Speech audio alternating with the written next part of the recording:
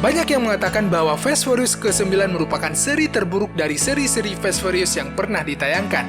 Hal ini tidak lain dan tidak bukan dikarenakan film seri ke-9 ini banyak menampilkan aksi-aksi yang di luar akal pikiran. Bahkan mungkin sudah mengalahkan aksi di film Mission Impossible yang sering kita saksikan. Namun ternyata ada beberapa pelajaran dari film Fast Furious ke-9 yang bisa diterapkan dalam kehidupan. Sebelum melanjutkan, saya ingin mengingatkan tuan-tuan bahwa konten ini mengandung spoiler, yang tentunya bisa menghilangkan rasa penasaran terhadap film ini. Jadi bagi tuan-tuan yang belum menyaksikan film ini secara utuh, akan lebih baik jika menonton film ini terlebih dahulu.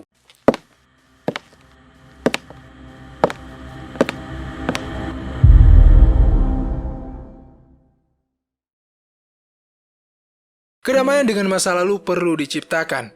Di dalam film kita saksikan bahwa Dominic Toretto dan Jacob sama-sama tidak bisa melupakan masa lalu tragis yang telah mereka lewatkan. Dominic yang tak mengetahui kebenaran tentang kematian ayahnya yang mengenaskan di sirkuit balapan menuduh Jacob yang telah melakukan pembunuhan. Sedangkan Jacob mengatakan bahwa ayahnya sendiri yang meminta Jacob untuk mencelakakannya karena ayah mereka memiliki hutang yang tak pernah diceritakan. Sebenarnya apa yang telah terjadi maka tetaplah sebuah kejadian, tak perlu lagi diungkit-ungkitkan, apalagi jika dendam dipendam di dalam perasaan. Hal ini malah menambah sakit di perasaan, ibarat luka yang dibiarkan menganga dan terbuka tanpa diperban. Yang perlu dilakukan adalah saling memaafkan, saling mengingatkan agar kejadian tidak mengalami pengulangan. Berat memang untuk dilakukan, tapi memaafkan bisa mendatangkan kedamaian perasaan. Keluarga bisa menjadi kekuatan yang mematikan, namun bisa juga merupakan malapetaka yang tak pernah diperkirakan. Kekeluargaan yang ditampilkan di seri film Fast Furious memang benar-benar hangat untuk disaksikan. Meskipun mereka tidak berasal dari satu keturunan, namun kerukunan dengan gampang diciptakan. Mereka tidak lagi menganggap hubungan sebatas pertemanan, namun sudah secara kekeluargaan. Rasa kekeluargaan yang mereka ciptakan benar-benar di luar kebiasaan. Tank pernah mereka hancurkan, mafia pernah mereka taklukkan, bahkan kapal selam telah mereka tenggelamkan. Namun di sisi berlawanan, Jacob justru melakukan kejahatan dengan tujuan mempunyai kekuasaan. Terkadang begitulah dalam kehidupan, kadang yang menjadi musuh bukan orang lain yang beda keturunan, melainkan saudara-saudara yang sepermainan. Hal ini tentu lebih menyulitkan, karena tentunya banyak pertimbangan yang harus dipikirkan ketika hendak melakukan perlawanan. Oleh karena demikian, kekompakan dan persatuan diperlukan dalam membangun rasa kekeluargaan, karena kedua hal inilah yang menentukan nasib persaudaraan di masa depan.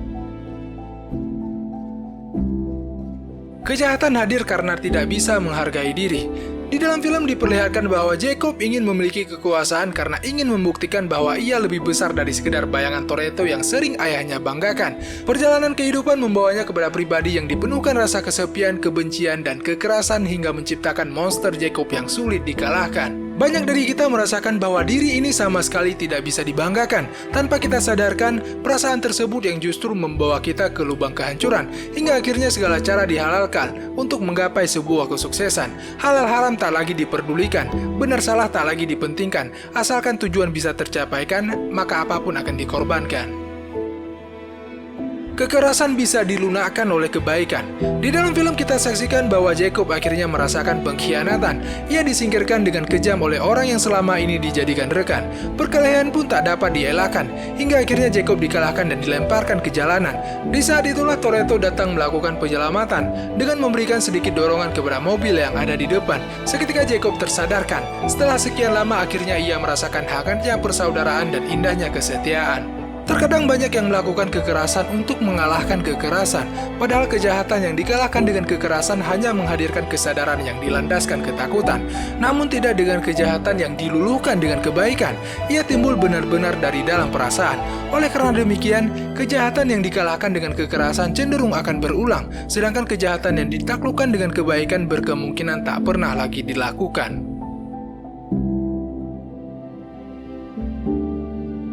Hati-hati dalam memilih teman. Untuk melancarkan misi yang dilakukan, tentunya Jacob punya sokongan dan dukungan. Segala peralatan diadakan, banyak uang dikucurkan, semua pasukan pun dikumpulkan. Namun sayang, orang yang menyediakan dukungan ternyata punya maksud yang disembunyikan, dan akhirnya pengkhianatan pun tak dapat terelakkan. Jangan berteman dengan orang yang punya beberapa kepribadian.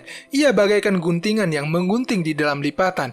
Ketika kita sedang di hadapan orang lain yang menjadi omongan, ketika orang lain sedang di tongkrongan malah kita dijadikan obrolan. Ketika berhadapan ia manis bagaikan manisan, namun ucapannya tak pernah bisa diandalkan karena mental kemunafikan sudah tertanam dalam pikiran. Hati-hati berhadapan dengan orang demikian, karena ia siap menikung di tikungan dan ia siap menikam di belakang pandangan. Itulah pelajaran yang berhasil kami dapatkan dari film Fast Furious ke-9. Jika ada pelajaran yang kami lewatkan, silakan tuan-tuan tulis di kolom komentar. Terima kasih telah menyaksikan, mudah-mudahan berkenan dijadikan pelajaran.